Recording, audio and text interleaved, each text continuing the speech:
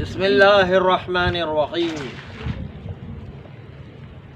الحمد للہ رب العالمین والصلاة والسلام علی اشرف الانبیاء والمرسلین وآلہ الطیبین الطاہرین المعصومین المنتجبین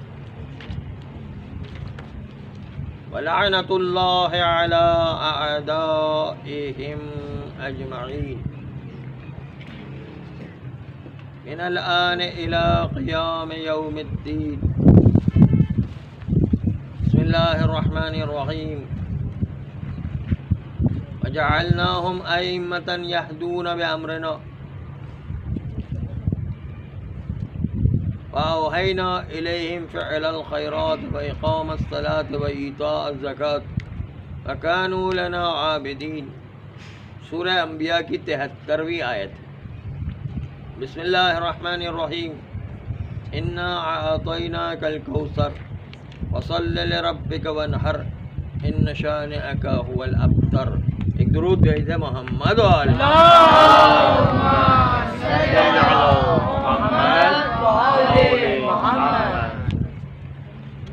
قبائل عرب میں ایک سسٹم یہ تھا کہ پولیس کا کوئی نظام نہیں تھا، کوئی فوج کا نظام نہیں تھا، کوئی رینجرز کا نظام نہیں تھا.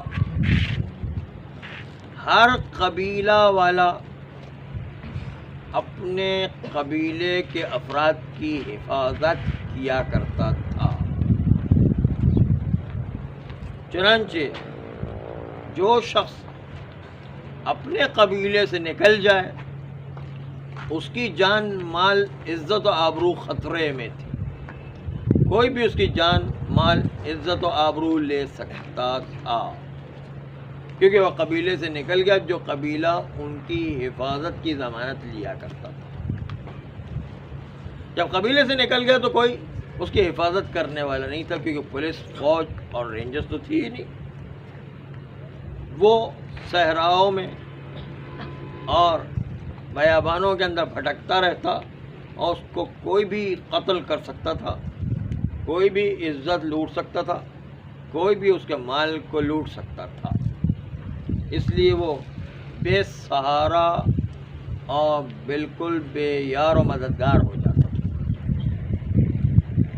یہ جو قبائلی نظام تھا اسی کے پیش نظر مشرکین مکہ کے سرداروں نے میٹنگ کی کہ اب ہم جو نئے مسلمان ہو رہے ہیں ان پر نفسیاتی ہتھیار استعمال کریں، سائیکولوجیکل ہتھیار استعمال کریں.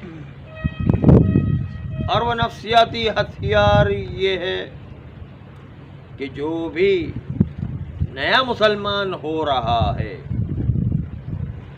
اس سے پکڑ پکڑ کر کے یہ کہا جائے کہ دیکھو تم قبیلے سے بھی نکل گئے ہو اور قبیلہ اب تمہاری جان مال عزت و آبرو کی ضمانت نہیں رکھتا اور تمہیں اب کوئی بھی لوٹ سکتا ہے.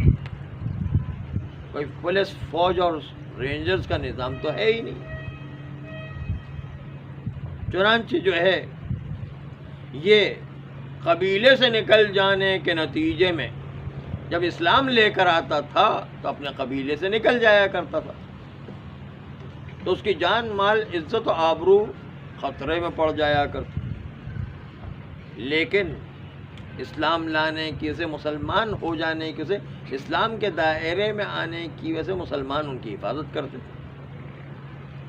لیکن نفسیاتی طور پر یہ حربہ کھیلا گیا کہ تم اپنے قبیلے سے بھی نکل گئے ہو. پیغمبر اسلام کی عمر 53 سال تو ہو چکی ہے، اب کتنا پیغمبر زندہ رہیں گے؟ 60 سال 65 سال 70 سال. اس کے بعد پیغمبر کی کوئی نرینہ اولاد تو ہے نہیں، پیغمبر کی کوئی مذکر اولاد تو ہے نہیں. پیغمبر کو ابتر کا تانا دیا جاتا تھا کہ پیغمبر دم بریدہ ہے، یعنی ان کی جو ہے کوئی نسل چلنے والی نہیں ہے، کیونکہ پیغمبر کی کوئی مذکر اولاد تو ہے ہی نہیں کہ ان سے نسل چلے۔ اس لیے مشرکین مکہ کے سرداروں نے دونوں طرف سے، ایک طرف سے کہا کہ قبیلے سے کٹ گئے ہو، دوسری طرف سے کہا کہ مسلمان جب تک پیغمبر زندہ ہیں تب تک اسلام چل رہا ہے، پیغمبر کے انتقال کے بعد اس اسلام کے مشن کو چلانے والا تو کوئی ہے ہی نہیں، پیغمبر کی کوئی نرینہ اولاد ہے ہی نہیں کہ پیغمبر کے مشن کو آگے چلائیں گے، بس اس کے نتیجے میں اسلام بھی ختم ہو جائے گا۔ پھر تمہارا کیا بنے گا؟ تم تو قبیلہ بھی چھوڑ کر آ گئے، اسلام بھی چند دنوں کے بعد ختم ہو جائے گا، پھر تمہارا کیا بنے گا؟ تم کہاں جاؤ گے؟ تمہاری حفاظت کون کرے گا؟ یہ بات شروع میں بڑی مذاق لگتی ہے، لیکن آہستہ آہستہ جب ایک ایک مسلمان کو پکڑ کے تمام بت پرست کافر کہتے رہے کہ تمہارا کیا بنے گا، تم کیا کرو گے، اس لیے کہ قبیلے سے بھی نکل گئے ہو، اسلام بھی چند دنوں کے بعد ختم ہو جانے والا ہے، کیونکہ پیغمبر کی نسل جو ہے وہ تو ہے ہی نہیں، تو اس کے نتیجے مشن تو چلے گا نہیں، تو پھر تمہارا کیا بنے گا؟ تم کہاں جاؤ گے؟ تمہاری حفاظت کون کرے گا؟ اور یہ ایک ایسا نفسیاتی حربہ تھا کہ جس کے نتیجے میں مسلمان بھی گھبرا کے پیغمبر اسلام کے پاس آ رہے ہیں اور کہتے ہیں یا رسول اللہ ہمارا کیا بنے گا؟ ہم تو اپنے قبیلے کو چھوڑ کر آ گئے اور آپ کے اسلام پر جو ہم نے بھروسہ کیا، لیکن اسلام بھی آپ کے بعد کوئی نرینہ اولاد نہیں، اسلام کا مشن تو آگے بڑھے گا ہی نہیں، اسلام تو ختم ہو جائے گا، تو پھر ہم جو کیا کریں گے؟ ہم تو بے سہارا ہو گئے، ہم تو دونوں طرف سے لٹک کر رہ گئے، نہ اسلام کے رہے نہ قبیلے کے رہے، پھر تو ہم جو ہے درمیان میں مارے گئے، اس کو مصیبت میں ہم مبتلا ہو جائے گا، ہمارا کیا بنے گا؟ پیغمبر صلوات اللہ علیہ نے فرمایا کہ صبر کرو، وحی الہی کا میں انتظار کرتا ہوں، جو وحی الہی میں جواب آئے گا وہ تمہیں جواب دیا جائے گا۔ چنانچہ پیغمبر ایک دن انتظار کرتے رہے، مسلمان آ کے دوسرے دن پوچھتے ہیں یا رسول اللہ جواب آ گیا؟ پیغمبر نے کہا جواب نہیں آیا۔ پھر دوسرے دن جو ہے پوچھا یا رسول اللہ جواب آ گیا؟ کہا نہیں جواب نہیں آیا۔ تیسرے دن پوچھا جواب آ گیا؟ جواب نہیں آیا۔ ایک مہینہ گزر گیا، اب تو بہت مسلمان پریشان کہ جواب بھی نہیں آیا۔ اب جو جواب آیا وہ سورہ کوثر کی شکل میں جواب آیا، انا اعطیناک الکوثر فصل لربک وانحر ان شانئک هو الابتر۔ یعنی پیغمبر تم تو کثیر الاولاد ہو گئے، تمہاری نسل چلنے والی، تمہارا دشمن ابتر ہے، ان کی نسل نہیں چلے گی، وہ تم پر جو ابتر کا نعرہ لگا رہے ہیں وہ اصل میں ابتر آپ نہیں ہیں، بلکہ ابتر وہ جو تمہارا دشمن جو تم پر الزام لگا رہا ہے وہ خود ابتر واقع ہوگا۔ آپ کی نسل تو اللہ نے انا اعطیناک الکوثر کے نعرے کے ساتھ جو ہے کوثر یا کثیر الاولاد ہوں گے، جس کے نتیجے آپ کی نسل دنیا بھر میں ہمیشہ اور ہر جگہ پھیلنے والی ہے، دشمن تمہارا ابتر ہو جائے گا، اس کی نسل نہیں چلے گی۔ یہ جواب جو ہے سورہ کوثر کی سورہ کوثر کی صورت میں جواب نازل ہوا، سورہ کوثر کی صورت میں جواب نازل ہوا۔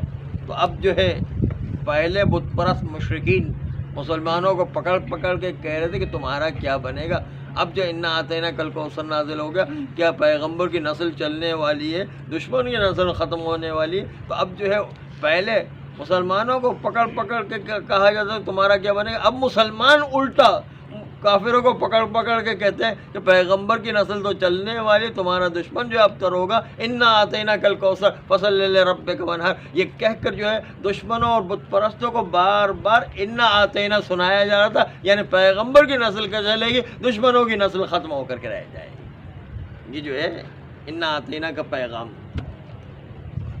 اس کے نتیجے کے اندر اب الٹا ہو گیا کہ مسلمان بت پرست کو ایک ایک کو پکڑ کے کہہ رہے ہیں انا اعطیناک الکوثر، انا اعطیناک الکوثر، انا اعطیناک الکوثر، یعنی اللہ نے پیغمبر کو تو کوثر عطا کی، اس کے نتیجے میں دشمن جو ہے وہ ابتر ہو کر کے رہ جائے گا، پیغمبر کی نسل چلنے والی ہے۔ بس پیغمبر جو ہے ان کا دفاع انا اعطینا نے کیا اور اس کے نتیجے پیغمبر کی نسل چلی اور اسلام ہمیشہ پروان چڑھتا رہا اور آج تک ہم تک پہنچ گیا. لیکن یہ انا اعطینا کل کوثر اس کی تفسیر، عملی تفسیر کیا تھی؟ جب امام حسن علیہ الصلوۃ والسلام کی ولادت و شہادت ہوئی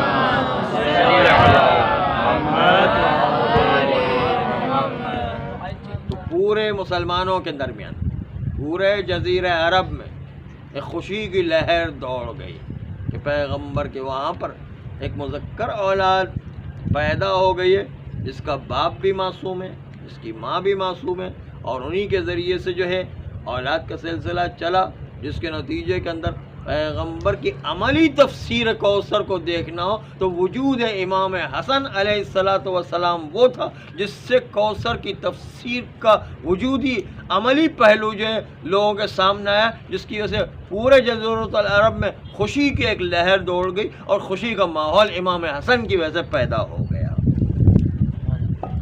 یہ جو ہے تفسیر تھی سورہ کوثر کی، امام حسن کا اس دنیا میں وجود میں آنا.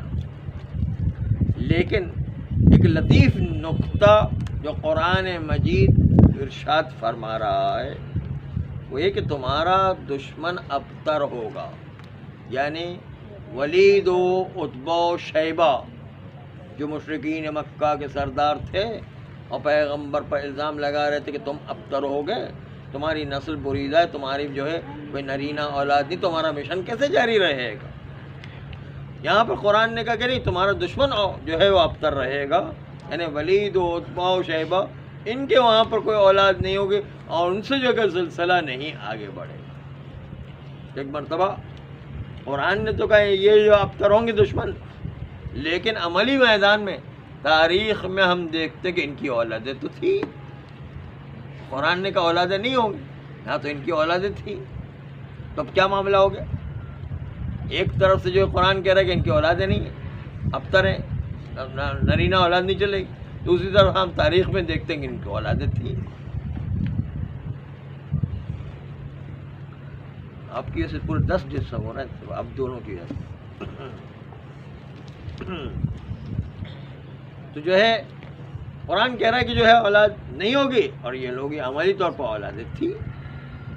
تو اب جو ہے ہوا کیا؟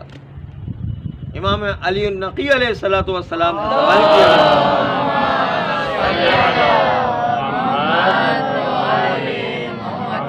کہ مولا قرآن تو کہہ رہا ہے کہ دشمن ابتر ہے اور ان کی کوئی اولاد نہیں ہوگی، اور عملی تو میدان میں ہم تاریخ میں دیکھتے ہیں ان کی اولاد ہے، تو اس کا کیا مطلب ہوگا؟ تو امام علی النقی علیہ السلام نے ارشاد فرمایا کہ اگر کوئی بچہ کسی کی گود میں ہے تو ضروری تھوڑی ہے کہ اس کا اپنا بچہ ہو، وہ کسی اور کا چاچا کی بچہ بھی آ سکتا اور اس کے نتیجے کے اندر یہ ان کی اصلی اولاد نہ ہو بلکہ جو کہیں اور سے لے کر آ گیا اور اس کے نتیجے کے اندر بچہ ان کا حقیقی بچہ نہ ہو. یہ ایک لطیف اشارہ تھا قرآن مجید کا کہ ان کی اگر اولاد ہے تو ان کی اپنی اصلی اولاد نہیں ہوگی بلکہ کہیں اور سے لی ہوئی اولاد ہے. اور یہ خود بتا رہا ہے کہ دشمن ابتر ہونے کے ساتھ ساتھ ایک قرآن کا طعنہ بھی برداشت کر رہے ہیں کہ جس کی وجہ سے جب ولید سے پوچھا گیا کہ بھائی تمہارے وہاں اولاد کیسے ہوگی، جو قرآن نے تو تمہیں کہا کہ اولاد نہیں ہوگی، تو وہ جو ہے خاموش ہو کے کوئی جواب نہ دے سکے. یہ لوگ جو ہے جب دشمنان اسلام سے پوچھتے تھے، جب کوئی مشرکین مکہ کے سرداروں سے پوچھتے تھے تمہاری اولاد کیسے ہوگی، قرآن نے کہا تم ابتر ہو، تو وہ کوئی جواب نہیں دے پاتے، اس لیے کہ ان کو پتہ تھا کہ ان کی اپنی اولاد تو نہیں ہے، یہ تو کہیں اور سے کچا کی اٹھائی ہوئی جو اولاد ہے. اس لیے جو ہے قرآن نے ایک لطیف اشارہ بھی کیا ہے کہ یہ لوگ کس قسم کے لوگ تھے. بس یہاں پر یہ پتہ چلتا ہے کہ پیغمبر کے وہاں پر امام حسن کی ولادت ہوئی تو یہ امام حسن کی ولادت سے اتنی بڑی خوشی پیغمبر کے گھر میں ہوئی اور اتنی بڑی عید زہرا منائی گئی کہ جس کے نتیجے کے اندر پورا جزیرۃ العرب خوشی منا رہا تھا اور امام حسن جو ہے کوثر کی تفسیر بن کر کے نازل ہوئے. اور پھر 14 مہینے کا سن تھا امام حسن کا. ایک دن ابو سفیان مولا علی سے ملنے کے لیے آیا، اور آنے کے بعد ابھی وہ اسلام نہیں لایا تھا۔ آنے کے بعد کہتا ہے کہ یا علی، یا ابا الحسن، میرے لیے رسول اللہ سے سفارش کر لو کہ مجھ سے تعارض نہیں کرے، کیونکہ جاہلیت کے دور میں اس نے پیغمبر اسلام کو مکہ میں بہت اذیت دی تھی، اس لیے جو ہے کہ بہت ساری جنگیں اس کی وجہ سے ہوئی تھی۔ تو کہا کہ مولا علی سے کہ آپ میری سفارش کر دیں کہ رسول اللہ مجھ سے تعارض نہیں کریں۔ مولا علی نے تو صاف انکار کر دیا۔ ابو سفیان کی نگاہ چھوٹے سے بچے حسن جو اس وقت صحن میں تھے ان کے پر پڑی۔ ایک مرتبہ ابو سفیان نے مولا حسن جو ابھی 14 مہینے کے تھے ان کے واسطے سے مولا علی کو کہا کہ آپ ان کے وسیلے سے ہماری سفارش کر دیں۔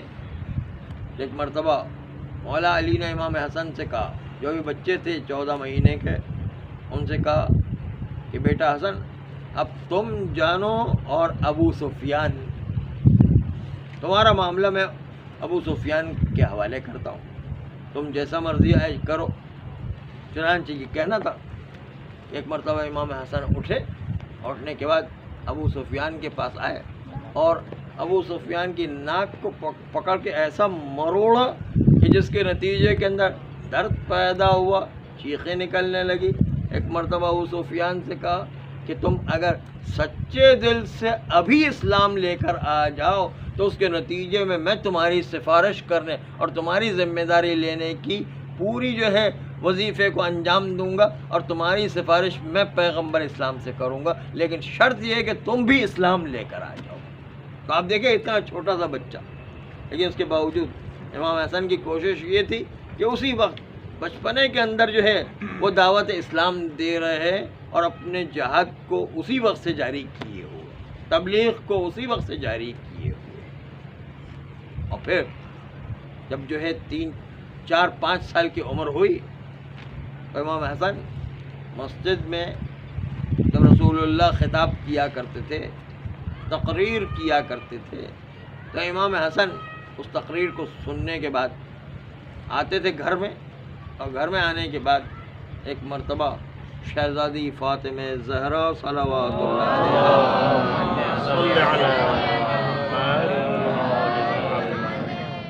ان کو ساری تقریر سنا دیا کرتے، نانا کی ساری تقریر امام حسن شہزادی کو سنا دیا کرتے تھے، من و ان جیسی رسول اللہ بیان کرتے تھے ایسی ہی سنا دیا کرتے تھے۔ یہ صرف سنا دینا کمال نہیں ہے، بلکہ جو ہے اس بات پر توجہ کرنا ہے کہ یہ ایک خاص پیغام ہے کہ جب آپ کوئی عالم سے کوئی درس سنتے ہیں تو مرد کی ذمہ داری ہوتی ہے گھر میں جا کے اپنے گھر کی عورتوں کو یہ پیغام سنائیں، جس طرح پیغمبر سے وحی الہی کو سن کر امام حسن گھر کے اندر پیغام کو پہنچایا کرتے تھے۔ ہر مرد کی ذمہ داری کہ کوئی عالم سے کوئی وحی الہی، پیغمبر کا پیغام، ائمہ کا پیغام جو بھی ہے، جائے گھر میں اور گھر میں جا کر اپنے گھر کی عورتوں کو یہ وحی الہی کا پیغام پہنچائے۔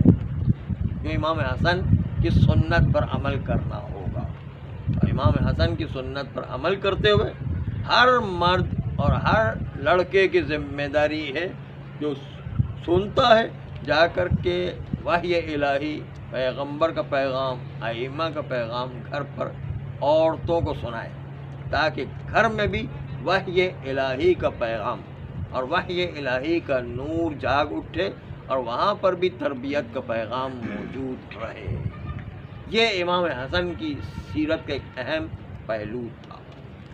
یہاں تک کہ شہزادی نے مولا امیر المومنین کو کہا کہ آپ کا بیٹا آ کر کے روزانہ مجھے اپنے نانا کی تقریر سناتا ہے اور بالکل من و ان سناتا، اوپر سے لے کر نیچے تک پوری تقریر جیسی نانا نے بیان کی ایسی ہی امام حسن سناتے ہیں۔ ایک مرتبہ مولا علی نے کہا کہ بنت رسول، میں ایسا کروں گا، ایک دفعہ خود اپنے بیٹے حسن کی تقریر سننا چاہتا ہوں، اس لیے کل میں ذرا جلدی آ جاؤں گا، تاکہ میں آ کے ایک جگہ چھپ کر کے اپنے بیٹے کی تقریر سنوں۔ آج مولانا علی جلدی داخل ہوئے اور داخل ہونے کے بعد ایک جگہ جا کے چھپ گئے تاکہ حسن کی تقریر کو سن سکے۔ تھوڑی دیر کے بعد امام حسن آئے، آنے کے بعد اپنی والدہ گرامی سیدہ کو تقریر سنانے لگے۔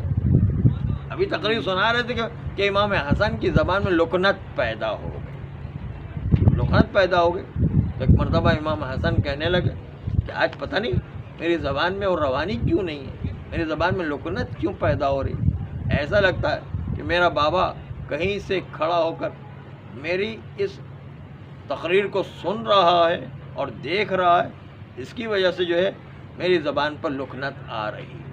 بس اتنا سننا تھا کہ مولا علی باہر آئے اور اپنے بیٹے کو گلے پر لگا، اور اس کے بعد جو ہے مولا علی اس کی موجودگی میں مولا حسن جیسے امام، معصوم امام، اس کی زبان پر لکنت ہونا یہ خود ایک پیغام ہے کہ باپ کا اتنا احترام ہے کہ باپ کے سامنے امام معصوم جیسے کی زبان لڑکھڑا جاتی ہے۔ تو اب ہمیں بھی اپنے والدین گرامی ان کا کتنا احترام برقرار رکھنا چاہیے ان کے سامنے۔ ان کے احترام کی خاطر جو ہے انسان کی زبان گنگ ہو جاتی، لکنت پیدا ہو جاتی، ہیبت طاری ہو جاتی۔ ان کا احترام برقرار رکھنے کی خاطر یہ پیغام دیا گیا۔ ایک دفعہ کوئی بھی درس سے خارج دے رہے تھے کہ ان کی زبان میں بھی لکنت پیدا ہو گئی۔ پتہ چلا ان کے والد بزرگوار بھی درس میں آ کے بیٹھے ہوئے تھے اور اس کی وجہ سے وہ زبان ان کی لڑکھڑا رہی تھی اور صحیح معنی میں درس نہیں دے پا رہے تھے۔ اور اسی لیے امام جعفر صادق صلوات اللہ علیہ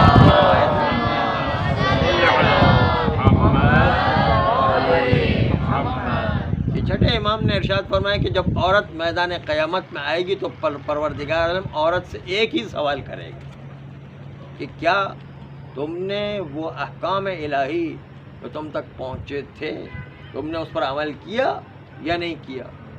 اگر وہ کہے گا عمل کیا تو عورت کو فوراً جنت میں ڈال دیا جائے گا، اور وہ کہے گی عورت جنت میں، وہ کہے گی کہ میں نے عمل نہیں کیا تو جہنم میں ڈال دیا جائے گا۔ ایک ہی سوال پر جو ہے فیصلہ ہو جائے گا۔ لیکن مرد حضرات جب روز قیامت پہنچیں گے تو وہاں پر ایک سوال سے جان نہیں چھوٹے گی، ان سے دو سوال کیے جائیں گے۔ مرد حضرات سے کہا جائے گا اچھا یہ بتاؤ کہ تم نے جو ہے احکام الہی پر عمل کیا یا نہیں؟ اگر وہ کہے گا ہاں عمل کیا تو اس کو جنت میں نہیں ڈالا جائے گا، بلکہ پھر دوسرا سوال کیا جائے گا کہ اچھا یہ بتاؤ کہ تم نے جو ہے احکام الہی پر عمل کیا تو کیا تم نے اسی الہی پیغام کو گھر میں اپنی گھر کی عورتوں کو بھی بتایا تھا کہ نہیں بتایا تھا؟ اپنے گھر تک بھی یہ بات پہنچائی تھی کہ نہیں پہنچائی تھی؟ اگر وہ کہے ہاں گھر تک بھی پہنچائی تھی اور ان کو بھی ایک احکام الہی کی طرف آگاہ کیا تھا، تب تو مرد کی جان چھوٹے گی، ورنہ مرد کی جان نہیں چھوٹے گی۔ خالی مرد کا عمل کر لینا کافی نہیں ہے عورت کی طرح۔ مرد کے لیے دو ذمہ داری ہے، ایک تو خود بھی عمل کرے اور پیغام الہی کو جو گھر تک پہنچائے بھی ساتھ ساتھ۔ اگر گھر کے پہنچانے میں کوتاہی کرے گا تو اس کی ذمہ داری بن جائے گی۔ چھٹے امام نے ارشاد کیا مرد کے لیے دو سوال ہوں گے، عورت کے لیے ایک ہی سوال کہ اس نے جو احکام الہی پر عمل کیا ہے نہیں کیا۔ اگر عمل کیا ہے تو فوراً جو ہے جنت میں چلے جائے، عمل نہیں کیا تو جہنم میں۔ لیکن مرد احکام الہی پر عمل کرنے کے باوجود وہ پھر دوسرے سوال کا منتظر رہے گا کہ یہ بتاؤ کہ تم نے احکام الہی کو اپنے گھر کی عورتوں تک اور گھر کے بچوں تک، گھر کے بھائی بہنوں تک پہنچایا ہے نہیں یہ پیغام؟ اگر اس نے پہنچایا ہے، اس میں کوئی کوتاہی نہیں کی ہے، تب تو اس کو جنت کا راستہ ملے گا، ورنہ اس کی وجہ سے بھی وہ پکڑا جائے گا اور جہنم کا راستہ اس کو دیکھنا پڑے گا۔ اس لیے دونوں سوالوں کی مرد کو تیاری رکھنا ہے۔ امام حسن کا پیغام یہ کہ سنو، جس طرح پیغمبر سے سن کر کی شہزادی تک وہ گھر میں پیغام پہنچاتے تھے، مرد کے لیے بھی کسی عالم سے اگر کوئی بات سنی ہے، وحی الہی سنی ہے، تو گھر پہ جا کے بیان کرے تاکہ وہ پیغام وحی الہی کا گھر کی عورتوں تک بھی پتہ چل جائے۔ یہ امام حسن کی سننا ہے۔ اور امام حسن نے وہ تیاری کی جس تیاری کے نتیجے میں، امام حسن کے کردار کے نتیجے میں کربلا کے 72 سے لے کر 100 افراد تک جو کربلا کے افراد ہیں، کربلا کی شہادتیں، وہ اصل تیاری امام حسن نے کروائی۔ جس کے نتیجے میں کربلا میں ایسے مخلص صحابی پیدا ہو سکے. مولانا حسین خود کہتے ہیں کہ نہ ایسے ساتھی میرے نانا کو ملے، نہ ایسے ساتھی میرے بابا کو ملے، نہ ایسے ساتھی میرے بھیا امام حسن کو ملے، کسی کو بھی نہیں ملے. صرف مجھے ایسے ساتھی تیار ملے. اور تیار کرنے میں کس کا کردار تھا؟ یہ امام حسن کا کردار، جس کی وجہ سے یہ 72 کربلا کے ایسے ساتھی ملے کہ جس پر امام حسین علیہ السلام بھی فخر کریں. اور کربلا کے واقعے اور سانحے میں امام حسن کی تیاری کا سب سے بڑا کردار تھا، جس کی وجہ سے ایسے افراد پیدا ہو سکے. پروردگار عالم ہم سب کو سیرت معصومین پر عمل کرنے کی توفیق عطا، ہمارے گناہ کبیرہ و صغیرہ کو معاف فرمائے، آئندہ بھی گناہوں سے بچنے کی توفیق عطا فرمائے. نسلاً بعد نسل ایسی اولاد عطا فرمائے جو روز قیامت تک امام زمان علیہ السلام کے سچے سپاہی قرار پائے. پروردگار حوضات علمیہ کی حفاظت فرمائے.